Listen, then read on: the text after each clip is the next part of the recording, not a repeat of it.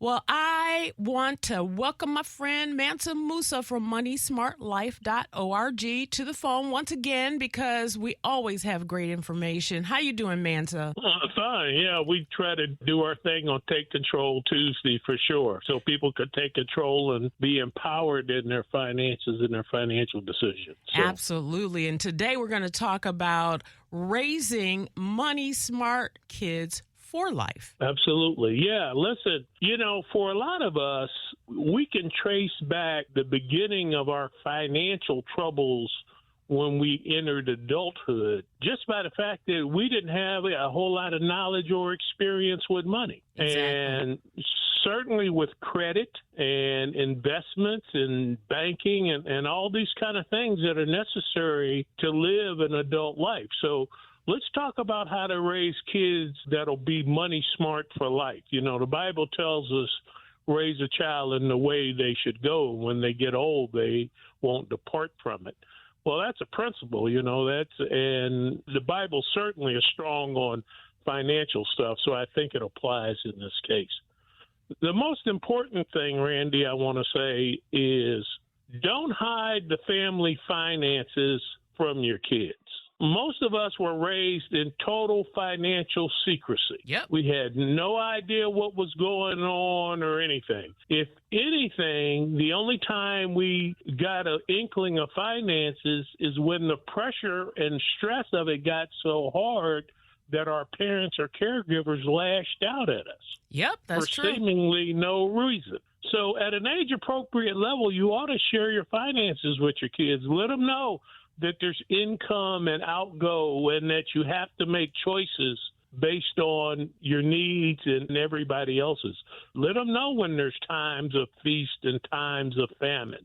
The second thing is let them handle money. Let them earn it and let them know how to handle gifts. I mean, whether you do an allowance that they earn or that you just give them, once again, at an age-appropriate level, but get them used to handling money. Right. The next thing is just inform them about taxes. I remember when I first started working, and it's a while ago because minimum wage was $1 an hour, and I had my first job at McDonald's. But I could do math. If I worked 15 hours, I was supposed to make $15.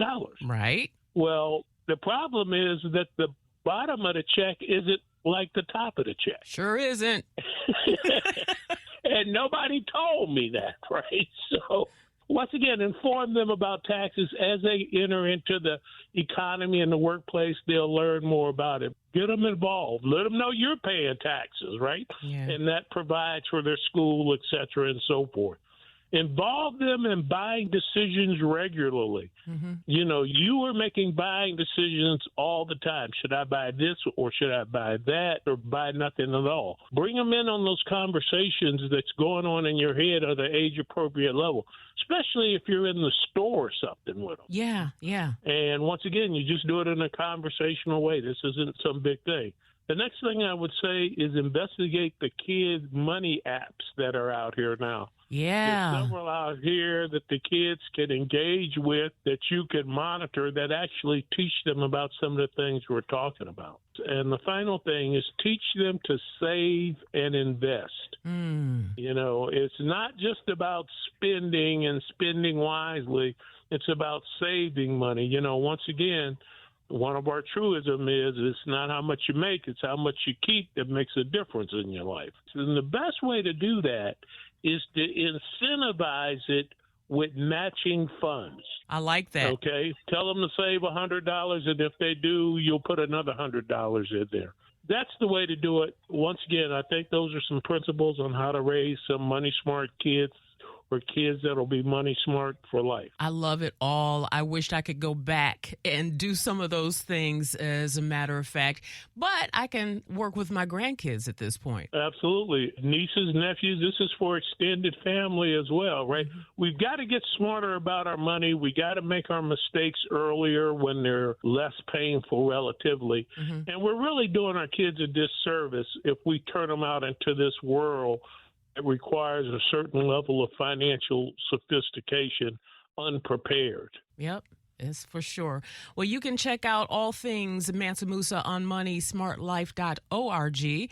And for our archives, you can go to takecontroltuesday.com. Mansa, thank you so much. Thank you.